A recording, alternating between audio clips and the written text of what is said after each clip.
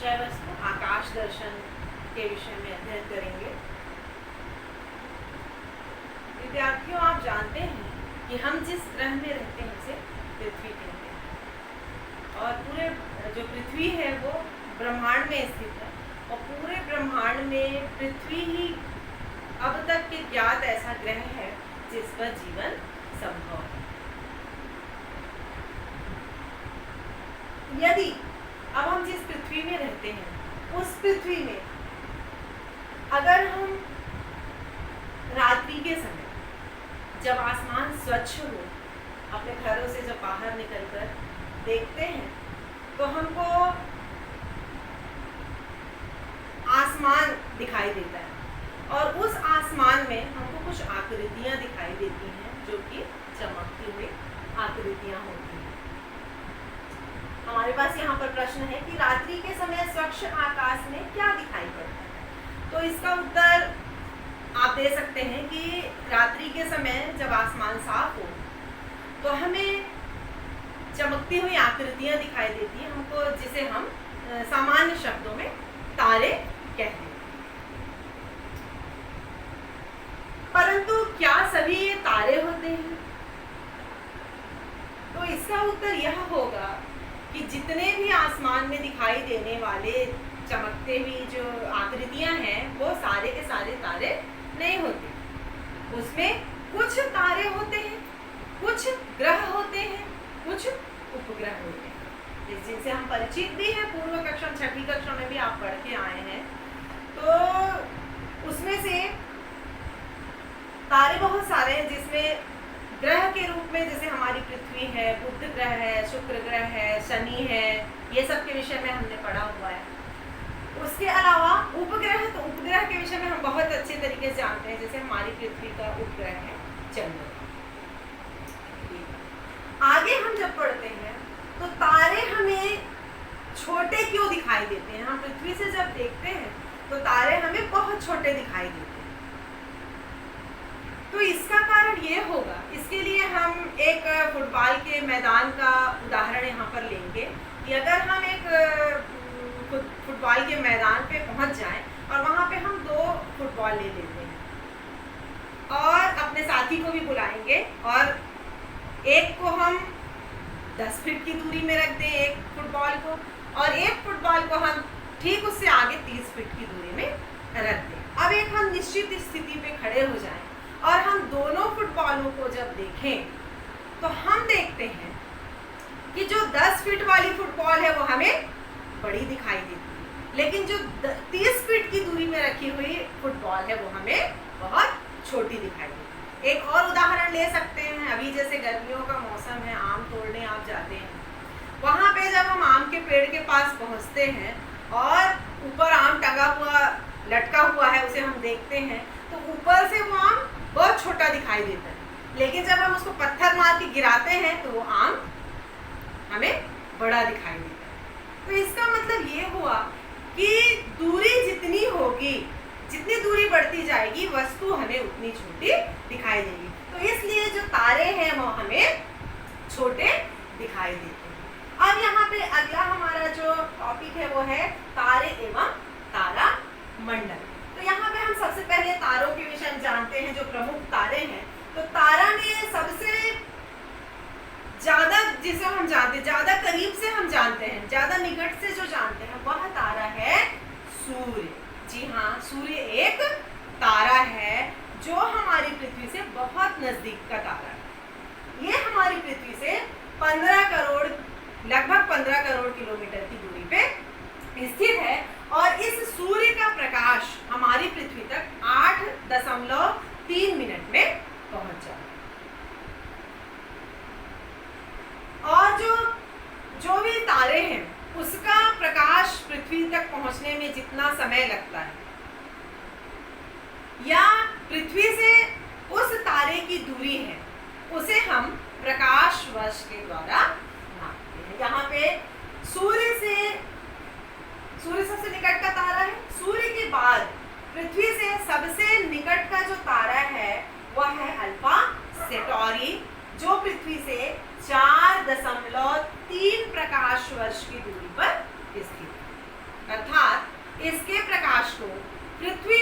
पहुंचने के लिए 4 वर्ष और 3 माह का समय लगता है।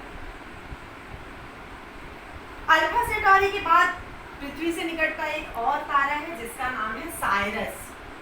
ये साइरस पृथ्वी से 8.7 प्रकाश वर्ष की दूरी पर स्थित है। इसका अर्थ ये हुआ कि साइरस के प्रकाश को या साइरस पृथ्वी से साइरस को हम कब देख पाते हैं तो 8 वर्ष और 7 माह में हम देख पाते हैं। मतलब उसके प्रकाश को पृथ्वी में पहुंचने के लिए 8 वर्ष और 7 माह का समय तय करना पड़ता है। तो अर्थात कहने का मतलब ये है कि पृथ्वी तक प्रकाश जितने समय में पहुंचता है वह क्या है, प्रकाश वर्ष या उस तारे की पृथ्वी से दूरी हो जाती है। अब हम यहाँ पे तारों के विषय में देखेंगे। और सूर्य तो तारा है ही, ये भी तारे हैं, अल्फा सेंटौरी, साइरस, ये भी तारे हैं। इसके अलावा हम और जिन तारों को हम अच्छे से जानते हैं उसके विषय में पढ़ेंगे। तो यहाँ पे एक तारा आता है ध्रुव तारा। ये जो ध्रुव तारा है, आप जानते हैं कि हमारी पृथ्वी जो है वो अपनी धुरी पर चक्कर लगा रही है और ये जो इसका चक्कर लगाना है वह पश्चिम से पूर्व की ओर लगा रही है। जबकि जितने भी तारे हैं, जितने भी ग्रह हैं, वो हमें पूर्व दिशा से उगते हुए दिखाई देते हैं, क्योंकि पृथ्वी का जो चक्कर लगाने का है, घूर्णन करना है, पृथ्वी जो अपने अक्ष पर घूम रही है वह पश्चिम से पूर्व की ओर घूम रही है। इसलिए तारों का जो उदय होना है वह पूर्व दिशा में होता है।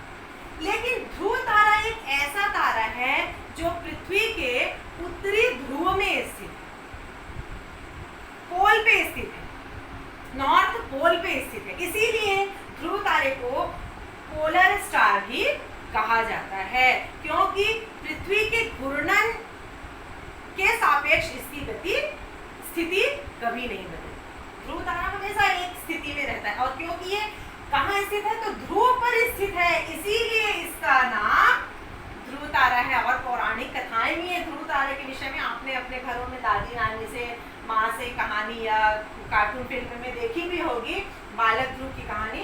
परंतु इसका ध्रुव तारा नाम इसलिए दिया गया है क्योंकि यह ध्रुव क्षेत्र में स्थित है, पृथ्वी के ध्रुव पर स्थित है, इसलिए इसे ध्रुव तारे के नाम से जानते हैं। और हमेशा से ध्रुव तारे को दिशा ज्ञान के लिए उपयोग किया जाता है। उसके पश्चात हम आ जाते हैं यहाँ पे तारा मंडल।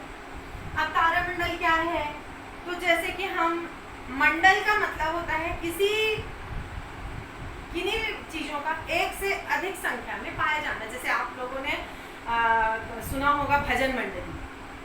भजन मंडली एक जन से भजन मंडली नहीं बनती है। भजन मंडली में गाने वाला होगा, बजाने वाला होगा, उठाने वाले होंगे, तो 8 से 10 लोगों का जो समूह है वो क्या कहलाएगा, भजन मंडली कहलाता है, मंडल।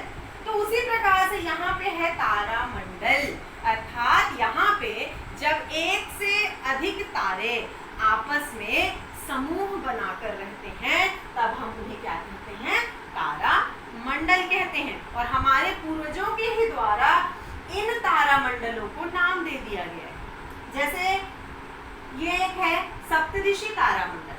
सप्तऋषि तारा मंडल में 2 प्रकार के सप्तऋषि होंगे, जिसमें एक होगा उर्सा मेजर और दूसरा होता है उर्सा माइनर। इसको बिग डिपर भी कहा जाता है सप्तऋषि तारा मंडल में। और सप्तऋषि शब्द मतलब है 7, ऐसे तारा मंडल जो कि 7 तारों का समूह है, वह सप्तऋषि तारा मंडल कहलाएगा।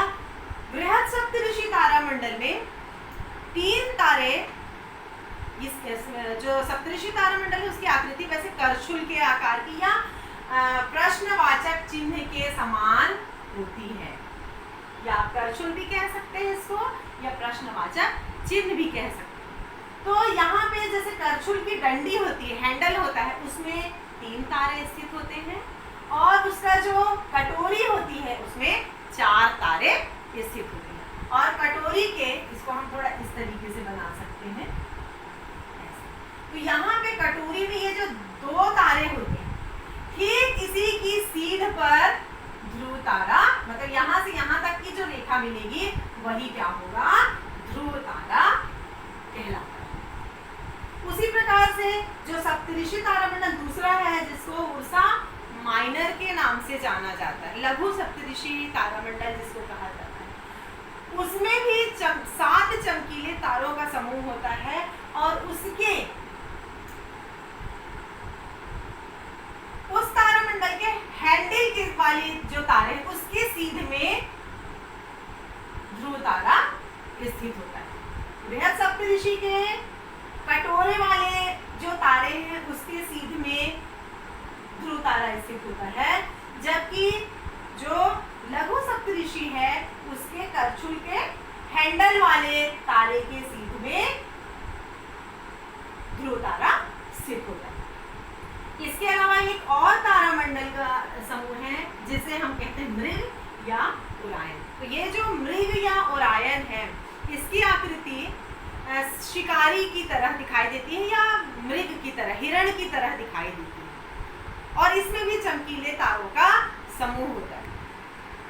इस मृग या ओरायन को काल पुरुष के नाम से भी जाना जाता है। तो इस प्रकार से यहाँ पे हमने देखा कि तारों का आपस में समूह बनाकर रहना ही क्या कहलाता है, तारामंडल कहलाता है। इस प्रकार से हमने आज का जो विषय वस्तु थी आकाश दर्शन, उसमें हमने हमारे तारे, तारामंडल के विषय में हमने विस्तृत अध्ययन किया। अगले वीडियो में हम इसी पार्ट को आगे कंटिन्यू करेंगे। नमस्कार।